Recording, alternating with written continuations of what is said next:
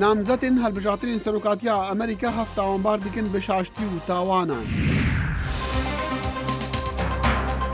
Gelo rolê her yek ji layanên cîhan û herêmê di rizgarkirina Mosulê de wê çi be? û civaka nêfineteweyî hewla parastina şînewar û cihên pîrozên milletan ji karên radîkal û seqayê dijwar dide.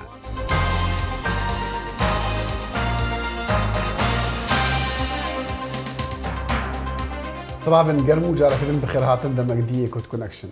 کورد کۆنەکشن هەموو ڕۆژانێکی هەینی و سێشەموان لە بەشی کوردی دەنگی ئەمریکاوە ئامادە و پێشکەش دەکرێت و لە کەناڵی NRTەوە ڕاستەوخۆ پەخش دەکرێت.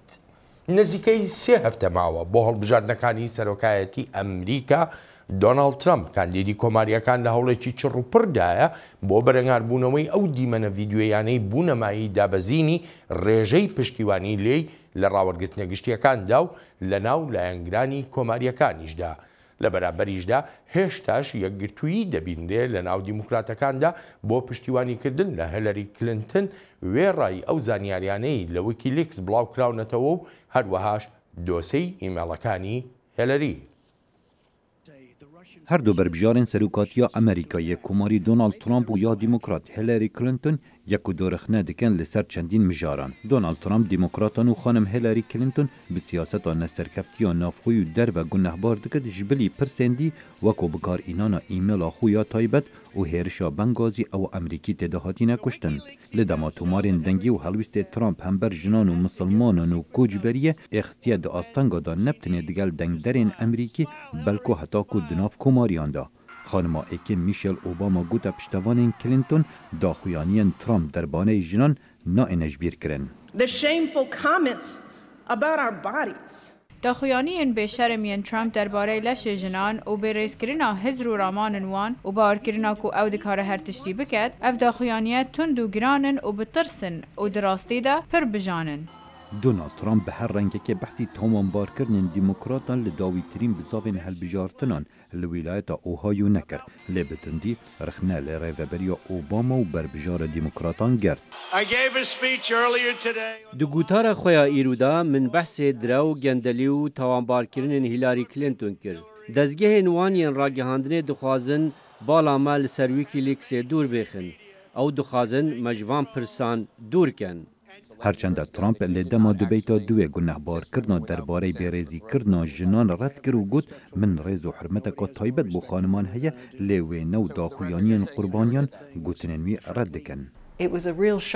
بۆ من شۆک بوو لەو دەمێ دەستن خۆ لەسەر من دانایی خۆ نزیکی من کرد. ئەس هەندێک تووڕە بووم مەژیە من ڕاوەستا.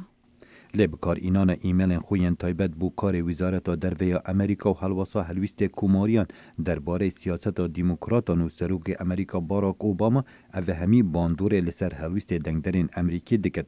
Lê Clinton hewlên tirsandina xelkê hember daxuyaniyên Trumpî beramber Rusya û serokê wê Vladimir Putin didet. Kremlin û hikûmeta Rusya rênemayan didine hakeran da bandorê li ser helbişartinan bikin. Wikileaks behreke ji vê bizavê û ev dê dîroka helbişartinan da çê nebûye. Ew ê dikin da Trump bête helbişartin. Rêberê komariyan Paul Ryan bi aşkira dibêjin ew bejdariye li bizavên helbijartina bû piştevaniya Donald Trump naket. Li demê şareza bawer dikin Donald Trump yê bûye eger bû dabejbûna komariyan pitir ji yekgirtina wan. The dilemma Republicans have now is Pirsgirêk ew e nîviya komariyan bi Trumpî vedgirê dayne û destberdan ji wî piştevaniya partiyê dê lawaz biket. Tawan û tawanbarkirina her du aliyan wê berdam bet heta demê helbijartinan li heştê meha 11. Gol wî demî xelkê Amerîka bitinê wê biryara dawiyê bidin. Xalid Fettah, Dengê Amerîka. û çawa van dû namzetan cudahiyên reftar û jiyana taybet hene wan bîr û bawerên cuda li hember pirsên navxwe û dervên Amerîka jiyane şêwazê wergirtina penaberan û ewlehiya niştîmanî cudahiya mezina komarî û demokratên Amerîkayê. ئەمریکا وڵاتێکی کۆچبەرانە کەواتەیەدا ڕۆڵێکی گرنگ دەبینن لە ئابووریەکەی و هەروە بەشداری لە فەرهەنگی هەمە چەشنەی وڵاتەکە دەکەن.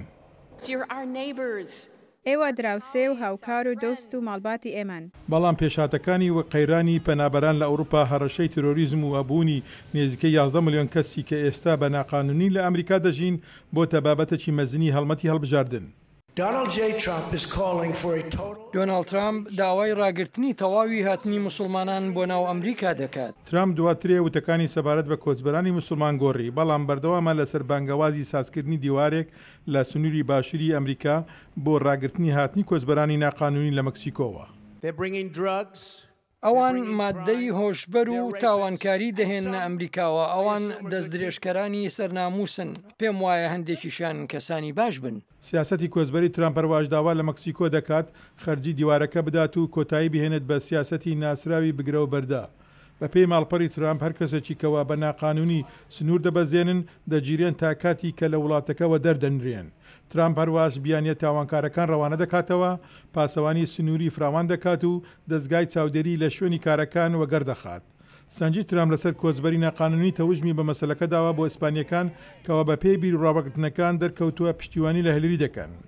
هەلری بەڵێنی یارمەتیدانی کۆچبەرانی ناقانونی داوا بە ڕێگای چاکسازیەکی بەرفراوان لە کۆچبەری تەنانەت بە بوونی بە هاوڵاتی تەواو یەکسان لە ماوەی 100 ڕۆژی دەست بەکاربوونی، جگە لەوەش کەڵەکەبوونی ویزای خێزانی چاک دەکات و سنوور و ئاسایشی نیشتمانی دەپارێزێت.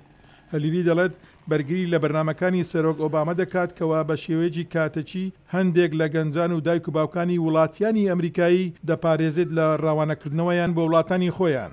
کاربەدەستێکی دموکراتی کالیفۆرنیا دەڵێت کلنتن مێژوویەکی لە پاراستنی کۆچبەران هەیە.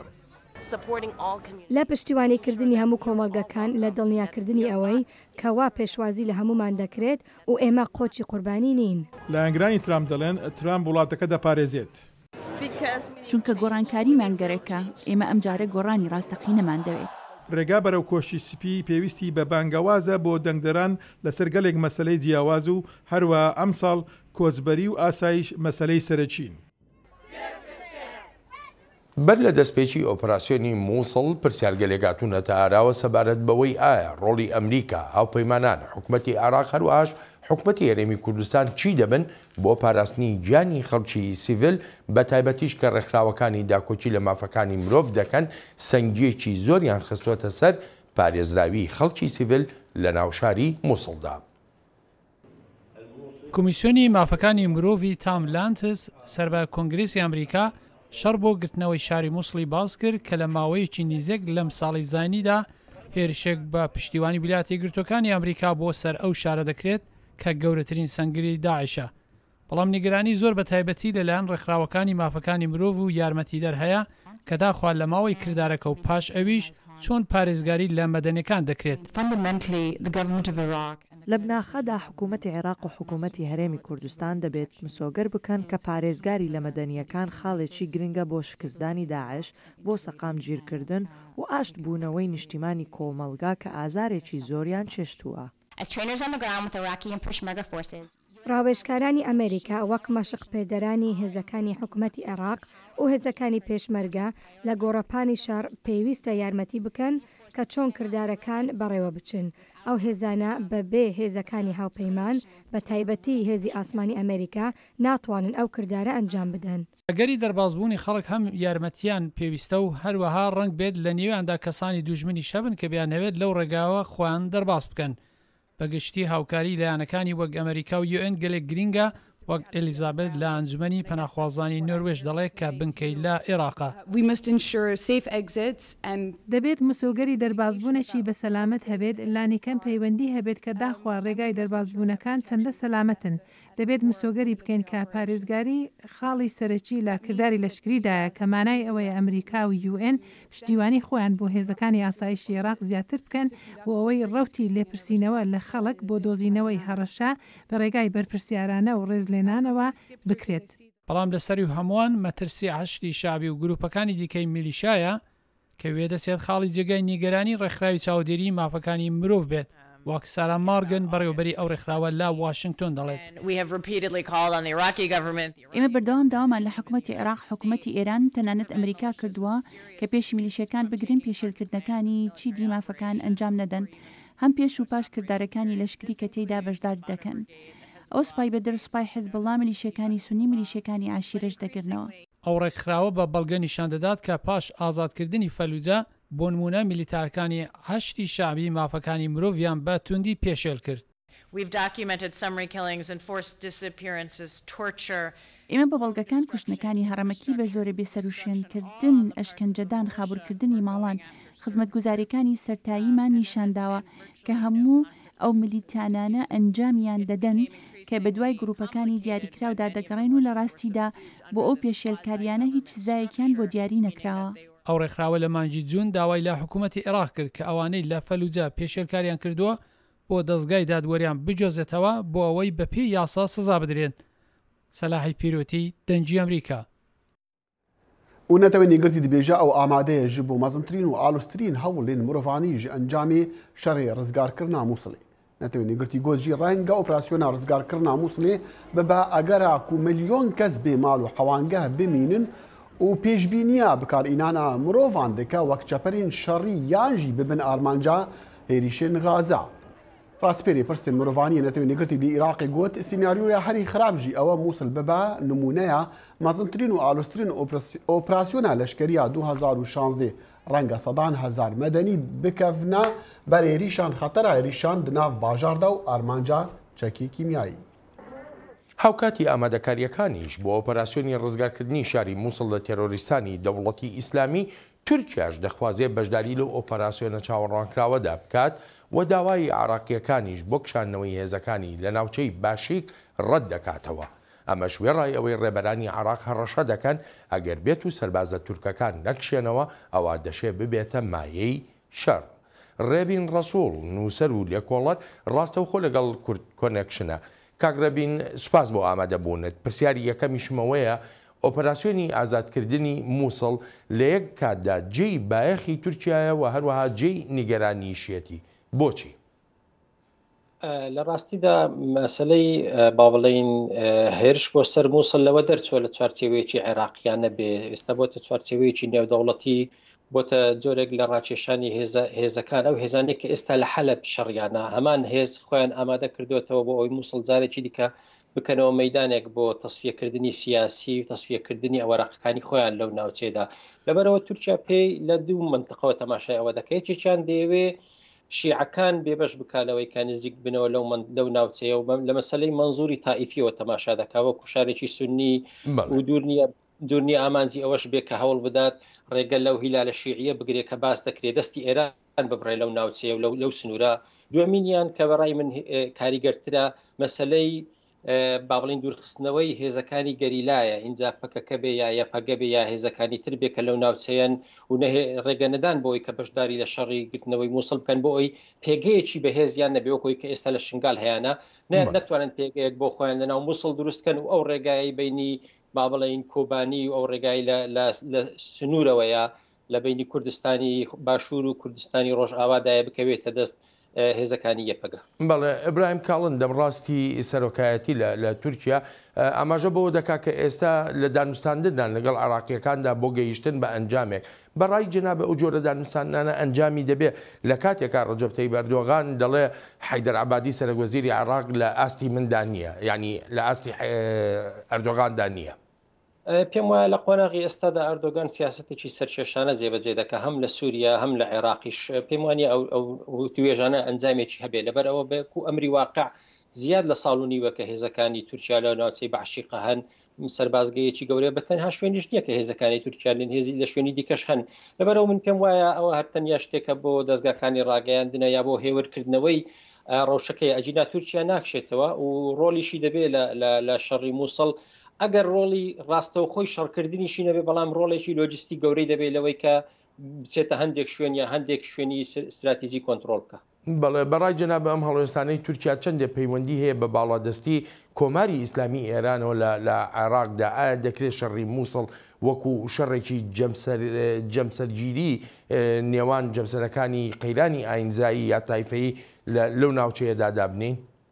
بەڵێ من پێم وایە تورکیا بە نوێنەرایەتی بەڕاستی هەم سعودی و هەم قەتەر و هەم وڵاتانی خەلیجی ئەو شەڕە دەکا بۆ ڕاگررتنی بکوتم ئەوەی کە پێ دەڵێن هیلالی شیعی کە بەو ناوچەیەدا تێدەپەڕێت دەستبڕینی ئێرانە لە سووریا لە شێوەی ڕاستەوخۆی حکوومەتی عێراقی دەچکەمە دەزانین ئێران لە ڕێگەی عێراقەوە دەچێتە ناو سووریا هەم هێزەکانی میلیشیەکانی عێراق لە ڕێی ئەرزەوە دەستنە سووریا هەم لۆجستی پێشکەش بە حکوومەتی سووریا دەکرێت لەبەر ئەوە بێگومان بەشێکی ئەو ململانەی تائیفەیە لەسەر ئەو ناوچەیە. بەڕای جەنابە ئەگەر هاتوو ئەنکەرە سوور بوو لەسەر هەڵوێستەکانی خۆی و بەغداش بە هەمان شێوە پێداگیری کرد لەسەر هەڵوێستەکانی خۆی ئەو شەڕە چاوەڕوانکراوە لە نێوان بەغدا ئەنکەرەدا ڕوودەدا وەکو کاربەدەستانی عێراق هەڕەشاکەن؟ نا بێگومان شەڕ لە نێوان دوو لایەندا ڕوودەدات کە توانای شەڕیان هەبێ عێراق خۆی توانای شەڕی نییە لە ڕاستیدا عێراق خۆی ناتوانێت بەرامبەر بە هێزی داعش لە ناوچەیەکی بچووک لە سەرەتادا یا ئێستاش ناتوانێت شارێک یا ناوچەیەک بەبێ یارمەتی ئەمریکا یا هێزە هاوپەیمانەکان یا کۆنتترۆل بکاتەوە لەبەرەوە عێراق لە ئاستی شەڕکردن لەگەڵ تورکیادا نییە لەبەر ئەو ناگاتە ئاستی شەڕکردن و عێراق لە کۆتاییدا ناچار دەبێت بە ئەمری واقع ڕازی بێت. کاگڕەبین یەکێ لە پرسیارەکانی تر ئەوەیە بۆ خۆت دەزانی ینی هێزی پێشمەرگە بەشدار دەبێت لەم شەڕەی ئازادکردنی مووسڵدا پرسیارەکە لەوەدایە کورد لە بەرامبەر بەچی بەشدار دەبێت چ متمانەیەکەیە کورد لەو ناوچانەدا بمێننەوە؟ لە ڕاستیدا بەشداربوونی کورد مەسەلەیەکی پێویستە بۆ چۆنی خۆم چونکە مووسڵ عمقی جوگرافیە عمقی سیاسی و جوگرافیە لە هەرێمی کوردستان و پێشمەرگە دەبێت بەشدار بێ ئەگەر هیچ گرنتی و زماناتی شیوەر نەگرت بێ وەکو ئەرکێکی ئەخلاقی و ئینسانی دەبێت ئێمە بتوانین ناوچەی دەشتی نینەوە بپارێزین کە کۆمەڵێک لە پێک هاتەنەتەوەی و ئاینیەکە و تائیفیەکانی تری تێدایە دەبێت ئێمە بتوانین ئەو هێلە سەرەکی شنگال جارێکی دیکە بپارێزینەوە لەبەرەوە لە لای من ئیلتیزامێکی ئەخلاقیە پێش ئەوەی دەستکەوتی سیاسی لەسەرەوە بێت. کاگڕەبین زۆر سپاسە دەکەم بۆ ڕوونکردنەوەکانت. سپاسان دەکەم سەرکەوتوون کاکە بەڵێن. سەکرەتیری گشتیە نەتەوێنێگرتیە نه دەست نیشانکری ئانتۆنیۆ گوتیێرس سوپاسیا جڤینا گشتیان نەتەوێنێگرتی کرد بۆ دەست نیشانکردناویش بۆ وی پۆستێ گوترەیس دێ جهێ بانکیمۆن بگرا لە دەستپێکا 2017 ئەو 67 سالیە و کۆمسیارێ بلندێ ئاژانسا پەنابەران یان نەتەوێنێگرتی بوو ژێ 1995 هەتا 2002 ئەو سەرۆکوەزیرێ پورتۆگالێ بوو وی گوت ئەوێ هەر تشتی بکە ji بۆ ئاشتیە ji xelkê Sûrî ra wê dilsoziya xwe ji xelkê Sûrî ra xweya kir û got ew dilşikestî dimîne dema derdê xelkê Sûrî dibîne. سەرچاوە هەواڵیەکان لە تورکیاوە دەڵێن سێ موشک گیراونەتە شارۆچکەیەکی هەرێمی ئەنتالیا کە دەکەوێتە سەر دەریای ناوەڕاست. ئاژانسی دۆغان دەڵێ موشەکەکان زیانی لە شوێنێکی تایبەت بە ماسیگرەکان داوە بەڵام هیچ زیانێکی گیانی نەبووە لە کاتێکدا ڕۆژنامەی حڕیەت دەنووسێ ئامانجی ئەو هێرشە کەشتێکی بارهەڵگر بووە کە دوور نەبووە لە شوێنی ماسیگرەکان و دەشڵێت موشەکەکان لە شاخەکانی ناوچەکەوە تەقێنراون کە نزیک لە ڕێگەی سەرەکی هاوینە هەواری کەمەر و شاری ئەنتالیایە. و بکەمی هەفتە کەس پرانیاوان شەڕوانن دەتەقینە ئۆتۆمبیلەکە دایە بۆمکری هاتن کوشتن لە خاڵەکە پشکنینێ نێزیک سنووری تورکیا ڤیددیۆیەک یا تەلڤیزیۆنێکە خۆجی یا تورکیا ئاژانسا دۆگان ئەمبولانس نیشاندان دەماوان بریندار بەدگوهاسن لە خۆشخانەکە باشووری تورکیا چاودێریە مافی مرۆڤین سووری پشتڕاز دکە و 14 ملیتان هاتنە کوشتن دەتەقینێدا لەسەر ڕێکا باژێڕی عەزازیە دەستی سەرهەڵدایاندا و باب ئەلسەلامای سنووری ئەو گرنگترین دووڕیانە نێڤبەرە سەرهەڵدایان سووری و پشتەوانی نوانین تورکیایە هێشتا کەسی بەرپرسیاریاخوا ژێریشێ ڕانەگەهاندیە چالاکڤان دەبێژن ژمارە کوشتیان گەهایە 30 کەسان.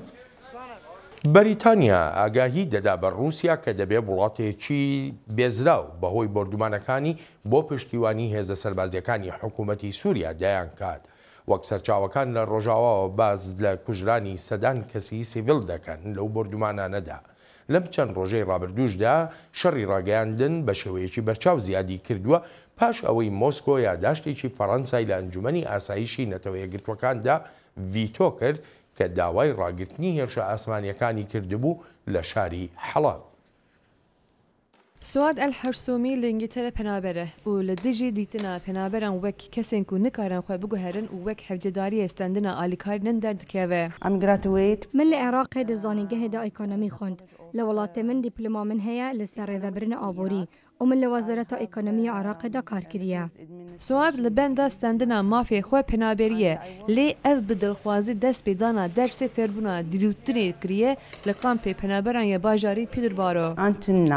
حتی نها اس نکارم کار بکم جبر کو اصل بندا پجراندنا داخواز پنابری خوابه. پیدر بارو به گرمایی پیشوازی کرنا پنابر و کشبران تیناس کرن که نفشی یکم جی پنابران ده سالا 1905 ده هاتبون وی. رحو چاندک راست یا وی باجاری هیا. تشتا هر باج درباره وی چانده ده اوکو جداتی بکارش خورا جهگه ببینن. مجارا نقاش نه اوکو کام پنابر قبول بکی آنجا قبول نکن. مجارا نقاش اوکو کام کاری حوجبن وان کسم بین پیک بینی. اف باجار ده دست پکی ده هول دایه که پنابران درباسی جوات خواه بکه. لی مناک لطاقه سوالی ده زمان انگلیزی قیمتی بیهستن. وقتا هجمارا پنابران کیم به هناندنا چند داوان با آسانی تکرن. جبو پنابرین سوری آرمانچ ده 5 سالی ده پیشوازی کرنا 25 مالباتان بو. گلک کس جوی باجاری آلیکاری خوارن و علاوی مالی داناوان. امجه کسن هوجدار آلیکاری بگهینن. امجه هر کسی را آلیکار بن، چه باورمند بن، چه جی نبن. اصل وان چه بجی، امی آلیکار بن. گر تو نکاره به انگلیزی با آخوه، ام آماده نگو آلیکاریات بکن جبوت به انگلیزی با آخوه. و ته که ناف کاری فرمیده. جلی گرینا کار تو به کارمند. او تشتا ام کارن آلیکاریات تید بکن.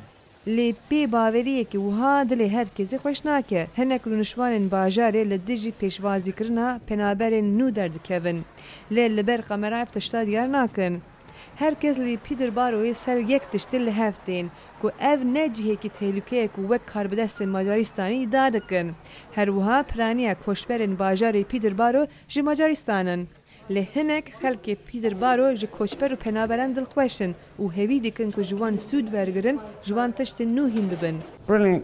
چه خوش هات نوان بوور. ام فری پرتشتان ببن. گلک مروون نوحنه لجهانه که ام ناس بکن. ام آلیکاری وان بن. ام بهاتنا جمع هفدو باشتر دبن. سواد ده دسپیک ده آلیکاری گرتو بو. لددانا درسن دورتنی نها خدمت ده باجر. استن دخوازم حزب بکم که اس مروفم.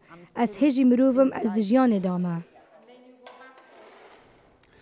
ڕێبەرین جیهانی کاربدەستین ئەمریکی تایبەتمەند و ڕێخستنین مەدەنی کاری دەکرد بۆ بەدیتنا ڕێکن پاراستن و چاودێریکردنا شینەوار و جیهن پیرۆز و دیرۆکیên ملەتان نەها گرنگی یانگرانی لەسەر ڕۆژهەڵاتە ناوینە ji ber karên têkderên کۆمەڵên رادیکالên ئیسلامی. وێرانکردنا شینەواران بوویە پشکێک ji şerê کۆمەڵên رادیکالên ئیسلامی li dijî pêkhatên resenên ڕۆژهەڵاتە ناوین. لێ دەمێک و ئەو کۆمەڵ بشانازی ڤانج و شینەوارên پیرۆز و دیرۆکی وێران dikin civaka nêfneteweyî hewlên parastina wan dide ji ber ku ew rengvedana dîroka mirovaniyê ye. راستی ئەوە ئەف شونوارە نەبەست نونەراتیە دیرۆکا دەوڵەمەندا چەند میلەتان دەکرد بەلکو ئەو پشکێکا دیرۆکا مرۆڤانیەمە هەمیانە. ji bo parastina şînewarên cîhanê û çavdêrî û çakkirneva wan bi taybet li deverên şeran û ji wêraniyên xwaristî Kongresa Emerîkî biryarek pesend kir. Biryara HR 1493 ya li meha 5 Gulanê li Kongresê Emerîkî derbas bûy ji Serok Barack Obama xwest komîteyan pêk bîne ji bo hevkarî û parvekirina hewlên ajansên Emerîkî. Şîretvanê taybetê pirsên kêmaniyên orî li Wezareta Derve ya Emerîkî Naxtams destpêşxeriya wezaretê ragihand û panêlek li mozexana Metropolitan ya honerî li New Yorkê birêve bir. The sites are the history of the land. اف شونوار دیروکا وی عردینه دیروکا هر کسیه به تایبت کمانین اولی لعراق و سوریا دم او بین ویران کرن دبه دردک بو مهمیا چنکی او جناف برنا دیروکا میا بیفری پیک هات هبونا ما لویر به معنیه از نکارم بیجم از عراقی ما اگر ازیدی و کریستیان لعراقی نمینن لدو سالن بوری کۆمەڵا دەوڵەتە ئیسلامی داعش کەڤنترین و گرنگترین شینەوارên عێراقی و سووریا ژناو برن. تەدمر باژارê dîrokiyê Badiya Şamê cihên pîrozên êzdî û kiristyanan Sûrên Muslê û bajarê Nemrûd. Mozexana Metropolitan ya New Yorkê ji mareka mezina entîka peyker parça û paşma û tabloyên dîroka kevnara milletên cîhanê parastina gelek ji wan di bazarên qaçax de hatine girtin. مۆزەخانەی میێوانداریە ڕێبەرین دیێن جیهانی کرد. مەسێ ئەرێکەنە پاراستن و ڕێگرتن لە هەندێک و پارچێن ئەنتیکە بکەونە دەستی خراپکاراندا ڕێگرتن لە قاچاقچییا وان و ئاواکردنا جیهێن وێران کردی. Di bersiva daxwazên cihanê de bo rêgirtinê lê wêrankirina sembolên keltûrê milletan dizîn qaçaxçiyatî û bazirganiya buwana Ofîsa Netewên Êgirtî ya Tawanan Interpol û UNESCO bi hevkarî digel hikûmetên İtalya û Urdunê destpêşxeriya xwe lê civîna ev sal ya Netewên Êgirtî eşkere kir. Nebitinê karên terorîstî dizîn û qaçaxçiyatî ترسن لسر جناف چونا شینواران. خنس جهه کفناری هریما کردستان عراقی راستی زیانا سقای دجوارو پشتگوه اخستنی دبا. لور هشتا خطر لسر لالشه پرستگاه مزنا ازدیان جی هیا. وزارت دروی امریکی خارجی ترخان کریه جبو پروژه و چالاکین پاراستنا کلتور و شینوارن ملتان و بهیسکرنا آژانسین ریگرتنی لیویران کرنو فروتنا وانا و گەلک جاران دبنە ژێدەرên diravî ji diz û tîrorîstên radîkal re. Werzê çilîna sêvan li Amerîka jî berevdawî têtin. Binemaleka Emerîkî ku çendîn sala mijûlî komkirina tovê sêvaya ji welatên seraserî cîhanê û li erdê xwe diçîne ku cihekî dîrokiyê şerê navxwe ye li Amerîka li welata Maryland و رزی خوا ji Yehya Berzincî re vekir.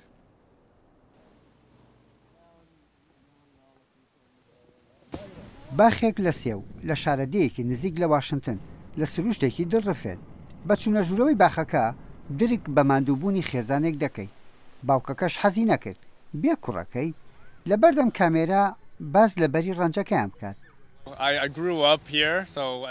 لێرە گەورە بووم لە تەمەنێکی کەمدا لەم باخەدا لەگەڵ باوکمدا کارم کردووە شتێکی گرنگ بوو کە لە سەرەتاوە بە کارێکی زەحمەت دەستم پێ کرد توانە و شارەزایی باشم لە کاری جوتیاریدا پەیدا کردووە زانکۆشم تاو کردووە بەڵام یارمەتیدەری باوکیشم بووم لەم کێڵگە خێزانیەدا.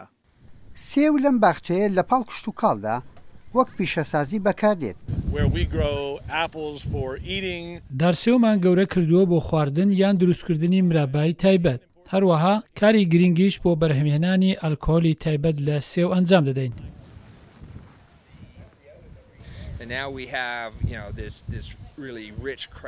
بیرێکی دروستکراوی دۆڵەمەندمان هەیە لە ناوچەکەدا ئەوەی کە لە چواردەوری خۆت دەیبینی ڕابچل جۆرسەوی بەرهەمهێناوە.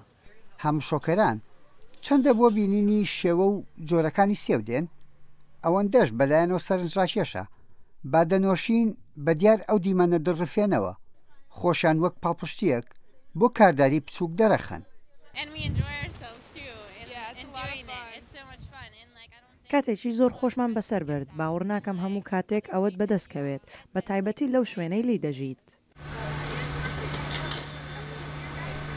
سێوەکان هەر ئەوانە نین کە مێژوویەکی دوور و درێژە لەگەڵ ئاو و هەوای ئەم سروشتەدا هەڵیان کردووە لەم باخە وەک هیوای خاوەنەکەی دەیەوێ هەر جارە و ڕنگ و سیمای سێوێکی نوێ دەربکەوێت.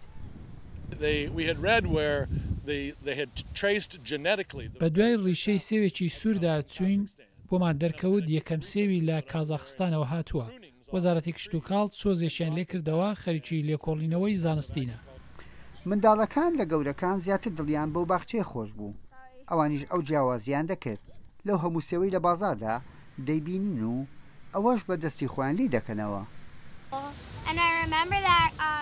لە بیرما سێوەکی زۆر گەورەم بە دەستەکانم کردەوە و قەپارێکی گەورەم لێگرت شتێکی خۆش بوو هاوڕەکەم ڕاستی کرد. باخی سێو و شەرابی تازە و مەزبوون بە دیار ئەو دارسێوانەی باکار دەیهێنان و دەیبردن وا دەردەکەوت ڕۆژێکی خۆش بۆ ئەوانەی هاتوون گوزەرا بێت. یەحیا بەرزنجی دەنگی ئەمریکا واشنگتن. 16 وەرزشەوان لە نۆ وڵات و هەرێمەوە بەشداریان لە پێنجەمین پاڵەوانێتی فرین کردووە لە شاخەکانی تیانمەن لە چین. وەرزشەوانەکان دەبێت بە دۆڵە 1 کیلۆمەتری و 700 مەتریەکەی شاخەکانی تیانمێندا بفڕن. وەرزشەوانەکان لە بەرزاییەکی 1500 مەتریەوە خۆیان هەڵدەدەن و خێراییەکەشیان دەگاتە 200 کیلۆمەتر لە کاتژمێرێکدا.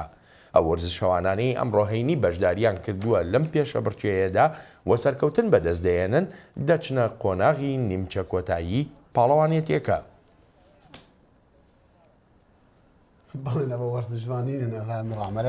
یەکێکە لە یاریە ترسناکەکان بەڕاستی خوارد هەتا ڕژە سێشەم و بەرنامەکە دیاکوتکونەشن هەر شاد و بەختەوەر بن و خوداحافیز.